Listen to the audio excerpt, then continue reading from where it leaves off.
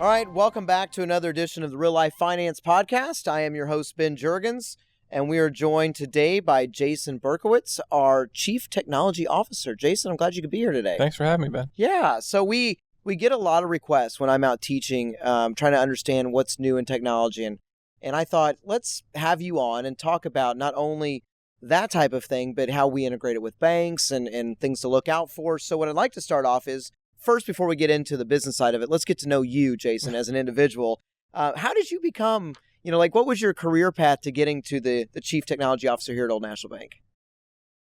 Well, I am not originally from the Midwest. I've only been in the Midwest for about 4 years now. I reside here in Evansville.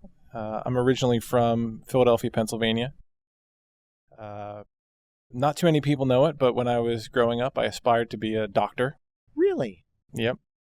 I wanted to be an emergency room doctor, and I went to a very small college and ran into organic chemistry at the collegiate level, and that was enough for me. When it came to chemistry, I was a boron.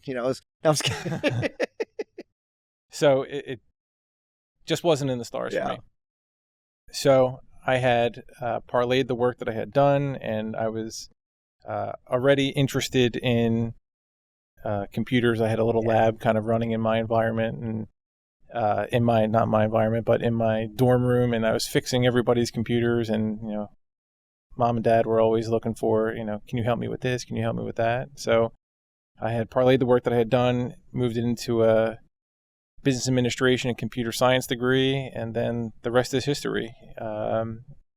How did I get to Old National Bank? I was working at another financial institution back in the East Coast, and had gotten a call from Old National saying, hey, we're doing some pretty cool stuff. We'd love to have you here, and packed up the moving van and found my way to Evansville. How do you like the Midwest? It's different. I would say it's a little bit more spread out, but the thing that has really resonated with me is the people. Like the people are so kind and welcoming, and it's just been an amazing experience to be here, and it's been amazing to be part of Old National. Just the culture here, like everybody kind of took me in as just being part of the family. So it's been pretty awesome. Yeah, I've been here over 20 years now, and there's a reason for that, and it is that culture and family aspect. So we're glad to have you here for sure. Are you an Eagles fan? Of course I am. Absolutely. My son's a big Eagles fan too. My brother my brother went to school in Pennsylvania for several years in the Latrobe area, and we loved going up to visit. So as you think about technology and banking, what excites you most about the current advancements in tech in the banking industry, or just in general?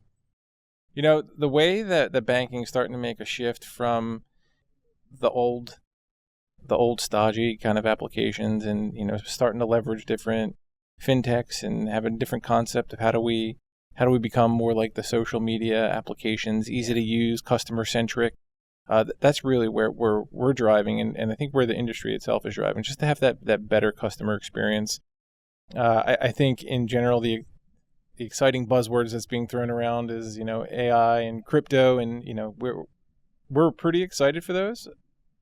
We're staying involved and making sure that we're staying with the curve and we're not losing any ground there. But we're also interested in, how do we use them best for the bank so that it makes the most sense, and we can, keep our customers safe, and, everybody's using them the right way at the same time. I've gotten to dabble in a little bit here with some pilots that we've done, and I used AI to write all your questions. No, I'm just kidding. But it is neat how it can help. I used AI to answer them. There you go. This is not really Jason here. No, but no, it's pretty cool though of what's going. And with the younger generation having that technology driven. I mean, it seems like many of them communicate only by phone or iPad or whatever it might be. So being able to adapt to that new generation is important, I assume, in the banking side. Yeah, and I think that's why these interactions are still important. And I encourage the up and coming students that continuing to have that face-to-face personal interactions with people, so you're not just in front of your phone, and you know what it's like to actually meet people. And 100%.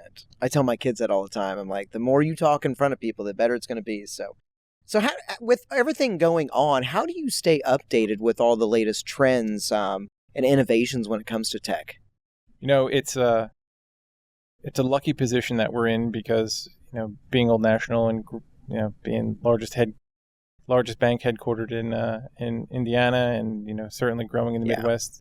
We're part of other networks and groups that we're able to collaborate with each other, and certainly we participate with vendors and different consultants that were out there. We're constantly at conferences where it's just constant trying to make sure that we're staying current and seeing what's next around the corner.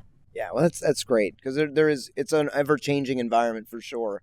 So with all the different things you get to work on in your career, is there a project or an initiative that really kind of, stands out that you're particularly proud of, either from here at Old National or in your previous work as well? Yeah, I think a couple of them that we're working on right now, and the first one is the partnership that we have with our new family up in Minnesota with Bremer Bank, and it's just been an amazing experience working with them. And it really, from a technology perspective, it gives us reassurance that we were going in the right direction from where we were going with technology. But it also gives us a fresh set of eyes to look at, are there things that we weren't thinking of before, and how can we make sure that we're leveraging that technology? And I think that the people, the people are amazing, and we're really happy to be a part of that. Because if I remember right, you've been a part of a lot of M&A, mergers and acquisitions over your years. Is that a big benefit then when you're looking from a banking partnership of,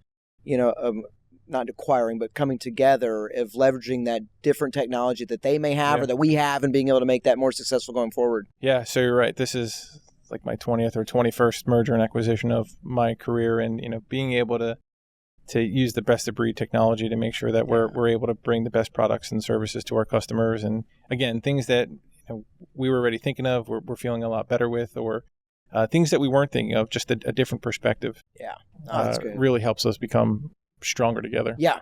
Well, I know it's not always rainbows and sunshine in the world of technology. What are some of the big challenges you face as Chief Technology Officer, and how do you overcome those? Yeah, technology changes fast, right? Yeah. And being able to see around the corner and make sure that we have the right technology, and make sure that we're securing the technology not only internally but externally, but also being able to train our customers and communicate to our customers and communicate internally that we have the right stuff to support it. Yeah, absolutely. It is an ever-changing environment. So as you look within your team here at Old National, how do you approach fostering new innovation as things keep changing in this environment? I'm lucky to have a great team that's always trying to be better and constantly training and getting recertified, but also have just a lot of friends that are out there that we're able to put listening sessions together and hear what each other's doing. And we have great partners that are out there in the fintech space that are able to show us maybe things that we weren't seeing before. But I think it's that can-do attitude, right? I mean, my team's not afraid to try new things, right? If they have an idea, they're encouraged to try it. Yeah. Right. And if it works, and figure out how we scale it, and if it doesn't work, how do we shut it down pretty quickly? Yeah. So. Yeah, absolutely. And it never, I always joke with my kids, they're like, I'm just ready to be done with school, right? But the learning never stops, right? And we have to be open to learning about new things happening and new trends so that we can always stay up to date and those kind of things. Yeah, for sure. So when you talk to, people out there, whether it's college students or young kids that, I look at my 8-year-old son who loves technology. He creates games within his video games. And I'm like, if somebody wants to follow the path in technology and they want to aspire to be a CTO or a Chief Technology Officer, what advice would you give to someone like that? Yeah, so I grew up as a technologist, an administrator, a developer, and the advice that I give, just because I've been down that path, is you get to a fork in the road and you're like, do I want to manage people or do I want to manage technology? And my job, I rarely have my hands on the keyboard or cabling things or developing things as much as I would like to anymore. I still do it just to make sure that I'm staying current, but there's a lot that goes into it that's not technology. It's managing people. It's talking to customers. It's making sure that we have the right budget and training in place. So it's that fork in the road is do you want to manage people or do you want to manage the technology? Yeah.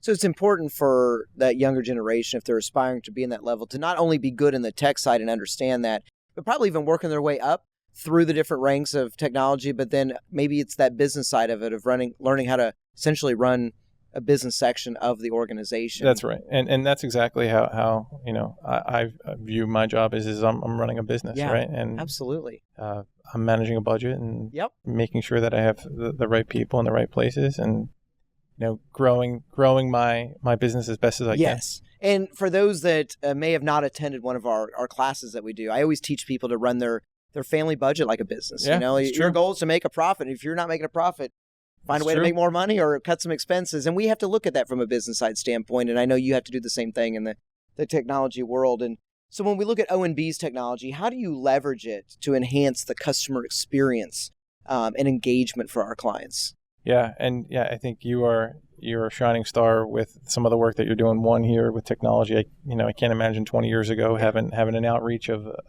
to our customers over video, streaming to the millions of people that are probably watching it right now, right? But I mean, I know you guys are very active on, Twitter and TikTok, Instagram, all that. Yeah. I couldn't imagine a bank being on a TikTok, 10 years ago, right? But so it's pretty awesome to see, and you guys really have great outreach from that. But I saw a stat just last week. It was 75% of the customers of banks in general, not just Old National, prefer to have mobile and online transactions, and it's making sure that we have an awesome interface that is usable and is friendly for our customers to use. And, we're always trying to make that better and stable and make sure that it's available to our customers so that they can have, whatever payments they need. They can see where every penny is. Yeah.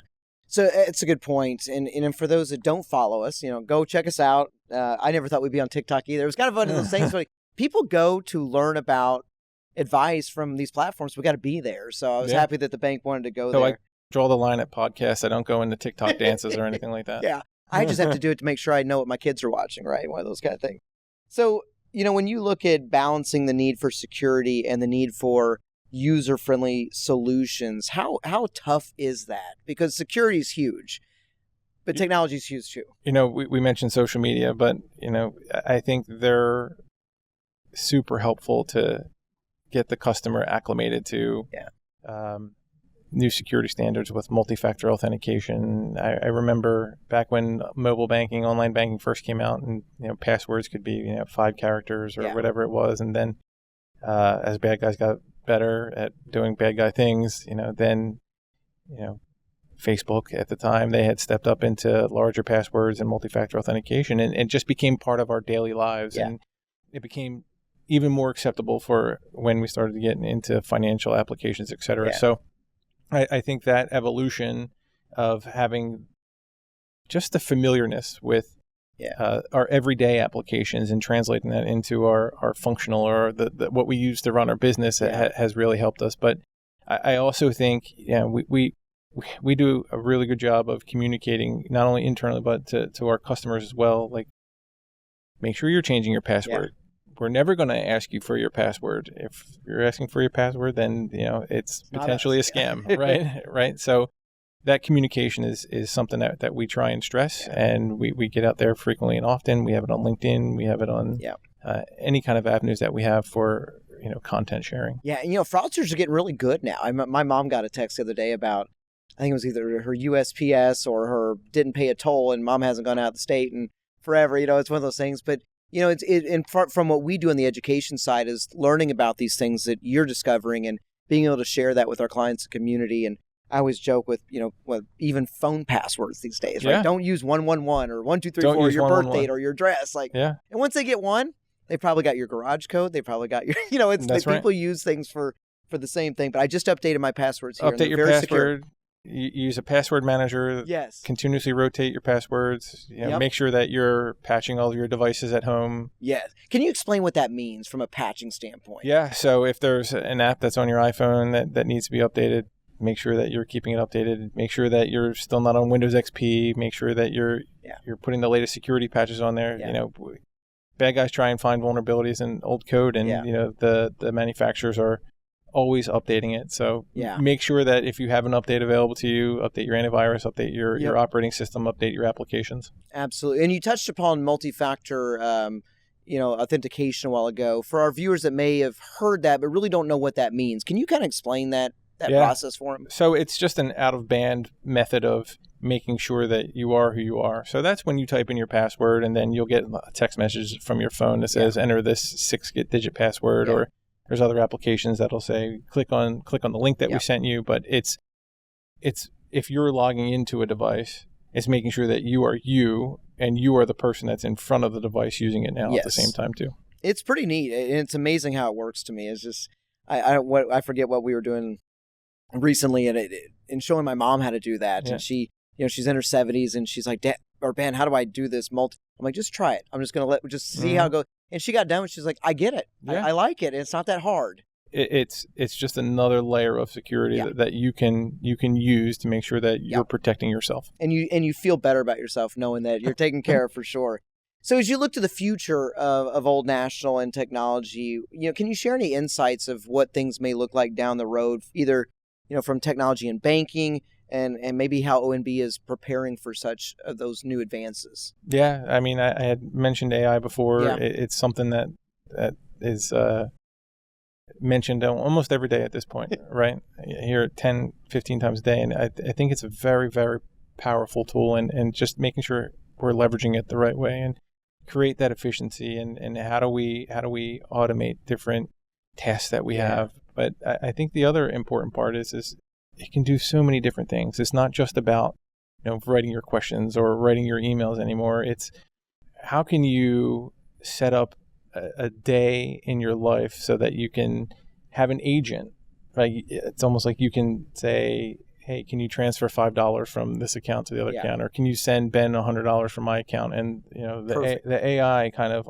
under the AI kind of under the scenes can handle all those tasks for you. Right? Yeah, makes us more efficient. A lot of people worry it's going to take over, but I've in the use that I've been able to take part of, it really helps me be more efficient in some of the things that may used to take a lot of my time, that I can focus on bigger things moving forward too. But it's amazing how it works. And when you think of organizations and how they're using it, it's setting that goal. I mean, it's relatively new. Absolutely. Right? And how do we have that North Star for how we want to use it? Where do we want to see AI in 3 to 5 years? Making our bank more efficient. I mean, we were talking about security earlier. Bad guys are using AI for bad guy stuff. How do we make sure that we're leveraging it for good guy stuff? Absolutely. 100%. So as we talked about, it's not always sunshine in this world. Can you think of, or do you mind sharing maybe a crisis that you've had to go through in the technology side, and how did you manage such a thing? And because I know it happens. It's not always perfect, even though it may seem like that on the outside. And I'm sure you do a lot of behind the scenes work. Anything that you want to talk about on that end? I think the one that comes to mind is, we have data centers are kind of at the core of our technology, right? But, I'm thinking of in a previous life where we had a data center running, and there was a flood in the data center. Oh my! Right, and water and electric typically don't work the right way, and we had a really good process in place where it was, okay, don't panic. We have a disaster recovery plan. We have a business continuity plan. We have multiple data centers that are able to run our workloads, whether it's in the cloud or whether it's in the physical data center itself. And when I say in the data center, it's metal on top of metal on top of metal that's running operating systems and transactions.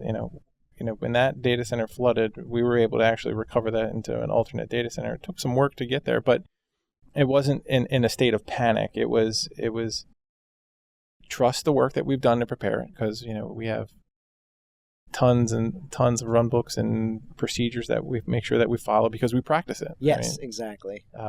Trust the work that we've done, trust the procedure that we've done, and we're able to keep the bank up and running. That's awesome. Yeah, we never expect those things. Just like when we talk finances, emergencies happen. We got to be prepared for them. That's right. And there's a reason we do those disaster recovery initiatives, because you never think it's going to happen, but if it does, you're prepared and you can make sure that we continue business as is. Yeah, I was even thinking back to the other one I was going to give you is when 2019, 2020 started coming around the corner and we had to work from home. How did we to make sure that we had the right tools in place to make sure that we had connectivity? So Yes. while we're fighting for toilet paper, we're also fighting for webcams and Yes. laptops, and making sure that we had the right technology in place that you could connect from home. Exactly. And Old National did a great job making sure that everybody was able to keep the machine moving, and it was just a real flex in technology, and just showing we could be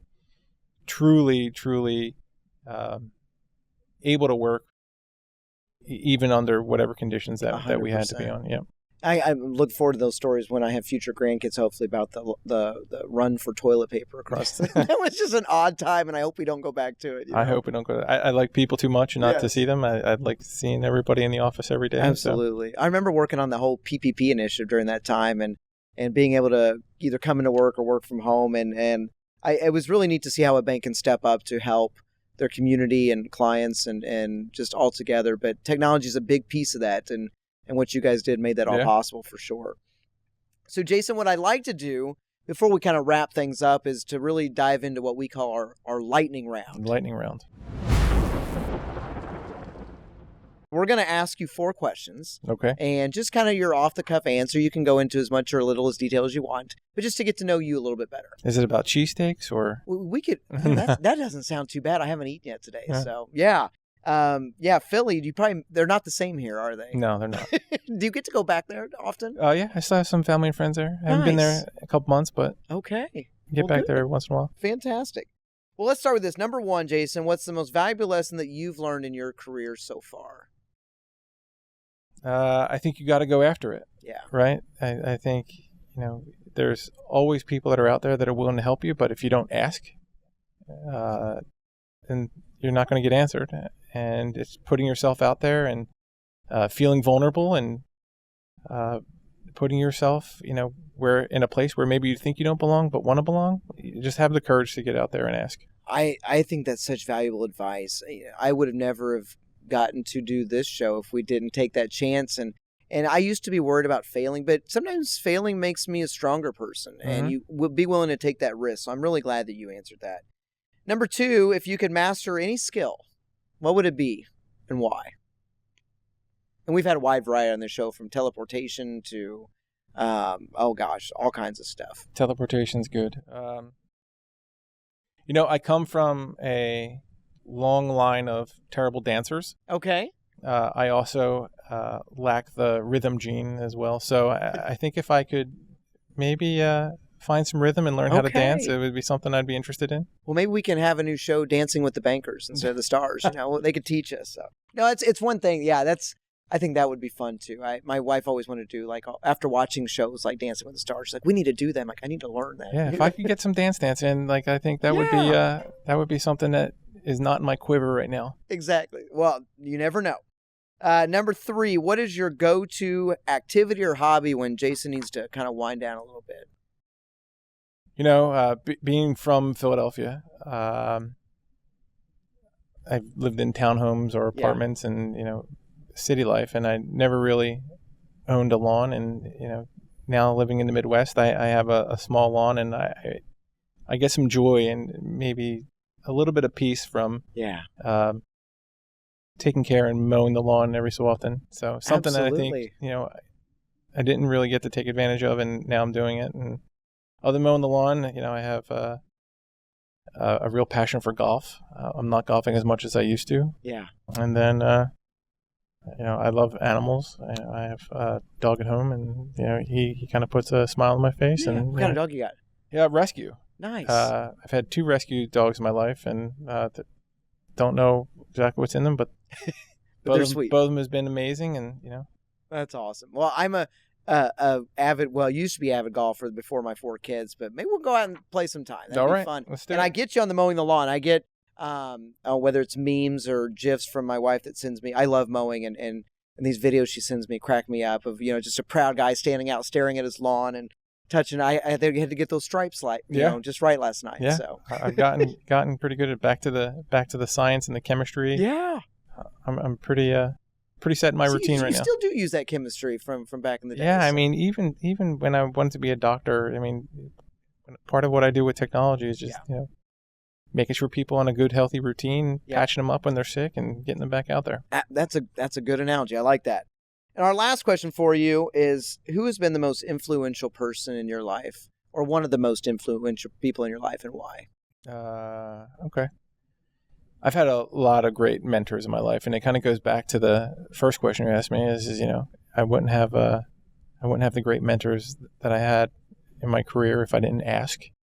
But from an influential standpoint, I'd probably say my mother. I lost my mother back in 2009, and she really taught me what it was like to be a person and how to be kind to people. And not only that, like, she was the walk uphill both ways in the snow woman, but she never really mentioned it, right? Yeah. She just did it, right? And it was just something that I admire, and she taught me how to work hard and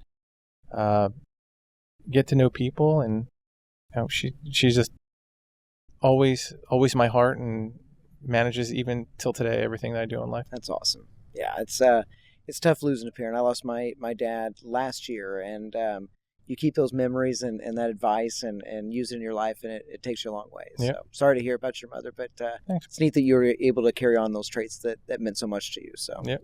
Well, good. Well, Jason, thank you so much for being a guest on our podcast, and we look forward to learning more about tech as things change. So I'm sure there'll be a time we'll be having you back as the whole environment's changed. But thank you again for taking your time to meet with us. Yeah, of course. All right. Have a wonderful day. Thanks, you too. All right.